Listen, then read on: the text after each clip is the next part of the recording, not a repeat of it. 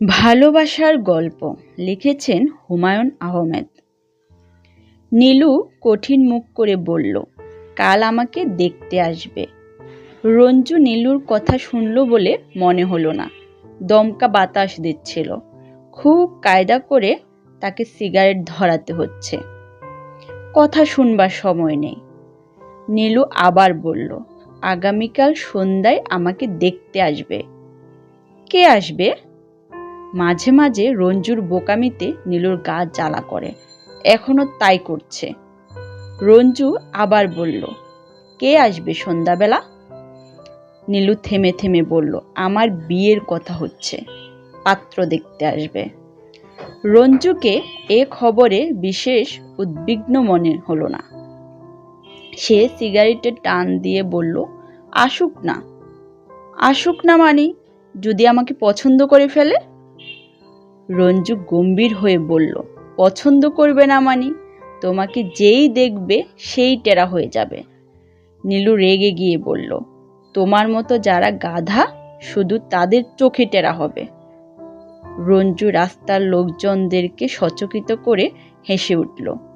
নীলু বলল, আস্তে হাঁটো না, দৌড়াচ্ছ কেন? রঞ্জু এ কথাতেও হেসে উঠল।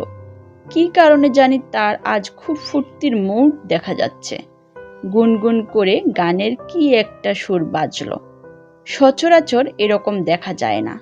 রাস্তায় সে ভারী কি চালে হাঁটে। নীলু, সিনেমা দেখবে নাকি একটা? না। চলো না যাই। নীলু চুপচাপ হাঁটতে লাগলো। কথা বলো না যে, দেখবে? বাড়িতে বকবে। কেউ বকবে না। মেয়েদের বিয়ের কথাবার্তা যখন হয় তখন মায়েরা তাদের কিছু বলে না। কে বলেছে তোমাকে?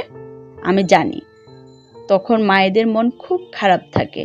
মেয়ে শ্বশুর বাড়ি চলে যাবে, এইসব সেন্টিমেন্টের ব্যাপার তুমি বুঝবে না। চলো একটা সিনেমা দেখি। পাত্রপক্ষ দেখতে আসবে সন্ধ্যাবেলা, কিন্তু তোড়জোড় শুরু হলো সকাল থেকে। নীলুর বড় ভাই এই উপলক্ষে অফিসে গেলেন না। নীলুর ছোট বোন বিলুও স্কুলে গেল না।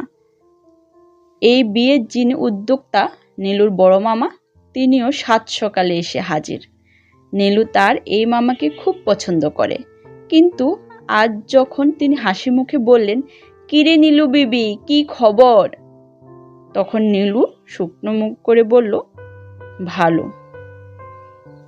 মুখটা এমন হাড়ির মতো করে রেখেছিস কেন? তোর জন্য একটা শাড়ি এনেছি, দেখ তো পছন্দ হয় কিনা। শাড়ি কেন মামা? আনলাম একটা ভালো শাড়ি। এই শাড়ি পরে সন্ধ্যাবেলা যখন যাবি ওদের সামনে। নীলু নিঃশব্দে ঘর ছেড়ে এলো। রান্নাঘরে নীলুর বাবি রেহানা মাছ করছিল। কলেজ যেদিন ছুটি থাকে সেদিন নীলু রান্নায় সাহায্য করার নামে বসে বসে গল্প করে। আজ নীলু দেখলো রেহানা বাবির মুখ গম্ভীর।